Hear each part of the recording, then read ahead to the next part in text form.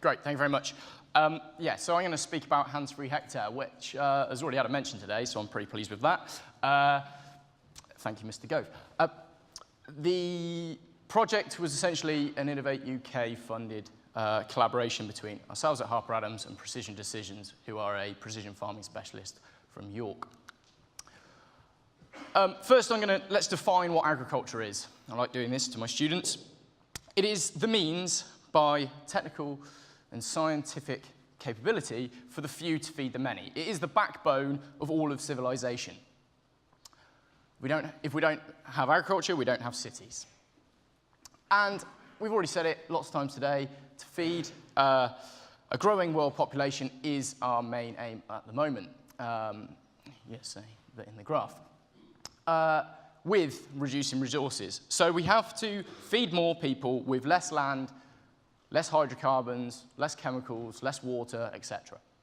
Therefore, we must improve sustainability, we must reduce waste, and we must increase efficiency. To do that, we could adopt this thing called precision farming management, which is all about managing variation in a field, doing the right thing at the right time, in the right way, in the right place. And we can take our whole field scenario, we can break it down into sub-field sections, and then maybe one day we can get as accurate as treating each plant in a field as an individual. Okay, now we also have some problems in agriculture as well as some aims. Our problems are reduced rural labour. This happened in the UK for the last 50 years, but if you go around the world, urbanisation is constantly a problem that agriculture faces. And what has it led to? It's led to ever larger machines. Mechanisation has taken over. We've gone from horses to steam, from steam to diesel engines, and then diesel engines have got bigger. Rather than 5 people driving the T20 there, we've got 1 person driving a quad track.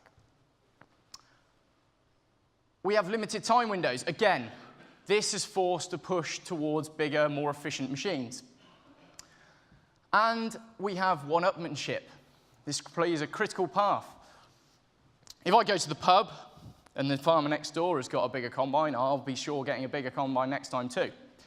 And this is a real factor. You see it all the time. People doing the same job that they did 10 years ago with a tractor that's now twice as big, for no reason. We have another problem, and that is lack of resolution for this thing called precision farming. I can go with a drone and I can have my field segmented down into 10 centimetre square blocks by a drone image. But then I'm going to go spraying with a boom that's 40 metres wide. Pointless, stupid. Doesn't achieve anything in terms of this precision. We have this plateauing yield. This is from the HDB. It's the classic graph that everyone's been using since the year 2000. Our yields have flatlined. Everything that anyone who is a biologist, a chemist, an engineer has done to make farming better in the last 17 years, frankly, hasn't worked according to that graph. And the thing that people point to is this compaction, which is sort of demonstrated in this grainy image in the middle, where crops aren't performing correctly due to our damaged soils. So there was a solution that's been suggested for the last 15, nearly 20 years now. Could we move to these small, light robots? They would have increased resolution. We could treat every plant individually. Only put the chemical where the chemical needed to go, not in the ditch, not in the hedge, not on the soil, just on the leaf of the plants that it was either trying to encourage or discourage. We could reduce compaction because these small, tiny machines are going to run around, they're not going to do any damage to the soil. So that's going to be much better there. We could potentially unlock the yield plateau. These robots are going to operate in swarms, so we're still going to need people to manage them. They're still going to break down. We just take that one person from their very large machine, driving up and down all day long in straight lines, and we give them 5 or 6 robots to manage, look after, etc. And these small vehicles are also intrinsically safer. If I automate a 600 horsepower tractor and it goes wrong, it's going to drive through the fence, through the hedge, across the ditch, across the road, into the house, and kill the baby. If I automate this little thing here, it hits the fence, and the story stops. Now, I do have a problem with this image. As someone from a farming background, someone who's spent many hours sat on a tractor seat, this image leaves me a little bit cold, and when I show it to people, they think this is 2050. 2050 is automation on farms, if it's going to look like that. Now, if I show you this image, this makes me warm and fuzzy inside. And it makes a lot of you warm and fuzzy inside too. Because you've all driven this tractor, you maybe even learnt to drive on this tractor. And it also answers a lot of these other queries. Did we have compaction issues when we were running around with T20s? No, we didn't. Did we have better resolution? Well, yeah, we did, because our implements were only 2 meters wide. The problem is, we don't have the 5 people we needed to drive them. We only have 1. So could we make this a robot? And just because there's no new ideas under the sun, someone tried to have a go back in 1950s. That's a Fordson.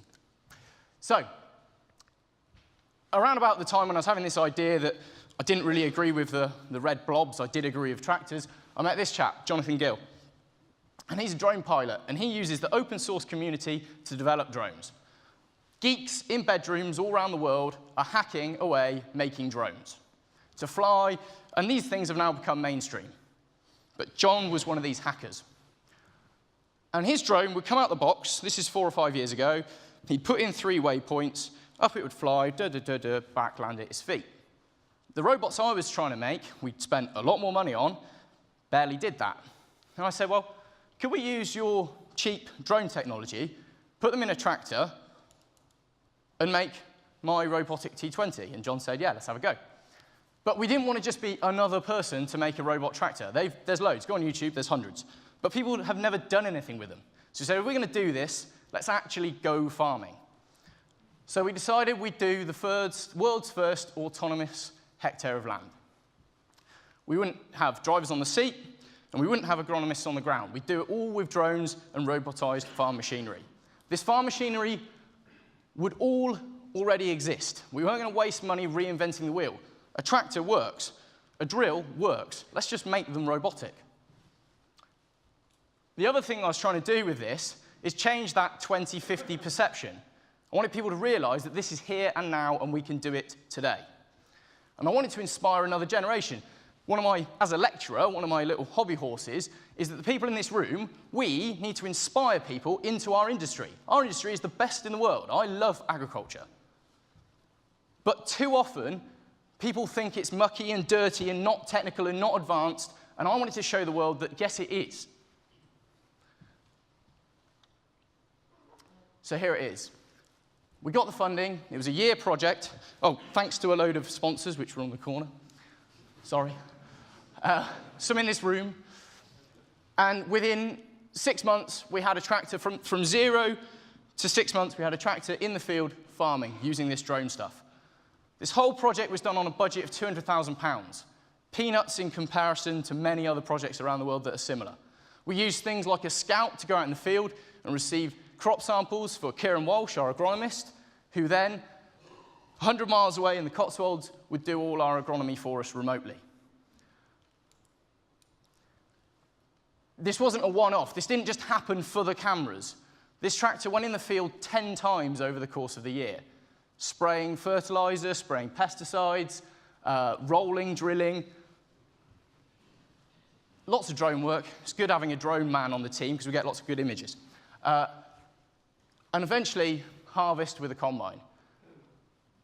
So,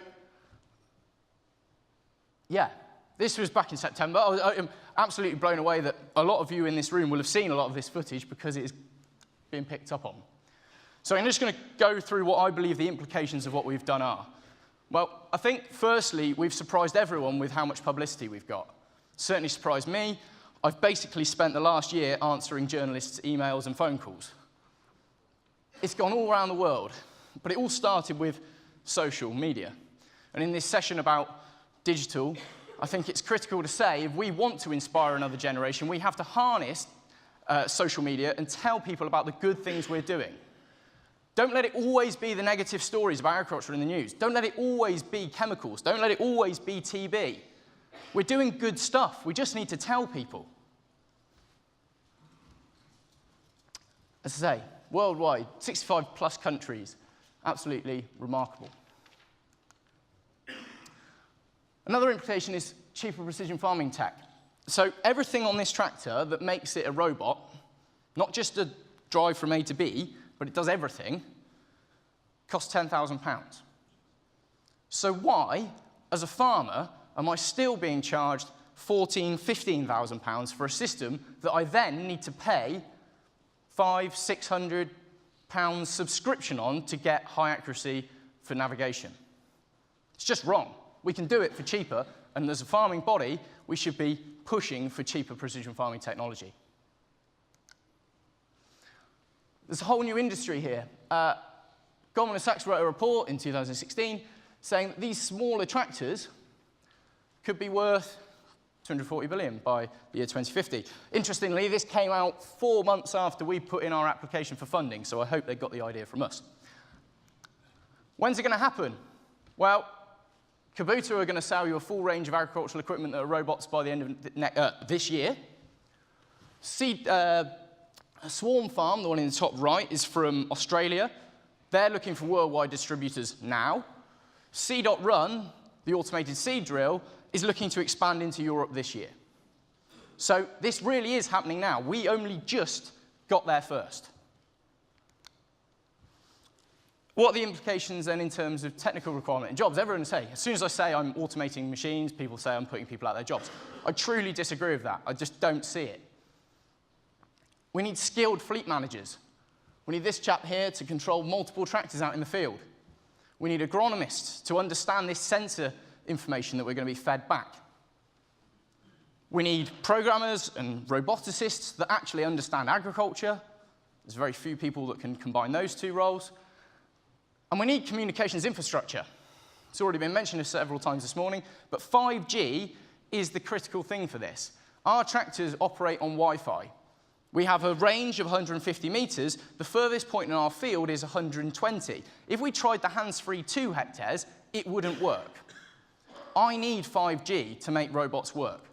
One of the benchmarks for 5G is 100% coverage of the country. The one thing they're going to give up on is 100% coverage of the country. We have to not let them give up. We have to keep telling them we need it. Oh, and out of interest, this picture is from the 1960s, and they predicted it would happen by the year 2000, so we were only 17 years too late. So this bit is a bit of a self-tap on the back, but myself, John, and then Martin, who works for Precision Decisions, the three of us made all this happen in 1 year with £200,000. And the reason is because we all wanted it to happen. We were passionate. We wanted them to be the world's first to do this. But we also had collaborators behind us. We had KWS and Hutchinson's and Bayer and Yara, all behind us, helping us out when we needed them. And through collaboration and through enthusiasm, we did something that was unachievable to many people that we told what we were doing. We had a bit of a skunkworks model. We were a bunch of young guys, early career, sub-30 average age, but we were allowed to just do what we did. We had the money, no one interfered, we cracked on and did it. And to any SMEs out there, don't think that you can't innovate. Yes, you can. Just get the right people on the job. Any corporates, to name no names, but I will, John Deere, told me that this would have cost them 20 million because of all the board meetings, etc., etc. Well, don't let it. Put up a workshop, put up an office, put some enthusiastic young people in it. Who knows what might happen? We might get the world's first autonomous farm. And the final one, is youthquake. Youthquake was apparently the Oxford English Dictionary's word of the year, and it was all about political awareness of young people. Well, I think if there's any sector, any industry that needs a youthquake, it might well be ours. We need to harness the brains and the passion of young people and give them the power to do things. I was given a little bit of power, and we did quite a good thing. So let other people do the same. What's next for us then, as a final thing? The AHDB, thank you very much if you're in the room, but we have been funded for another year from them to do our second crop.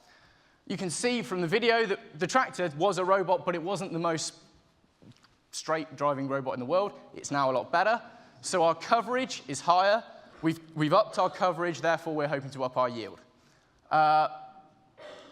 And again, as mentioned by Michael Gove earlier, maybe a hands-free farm is on the cards.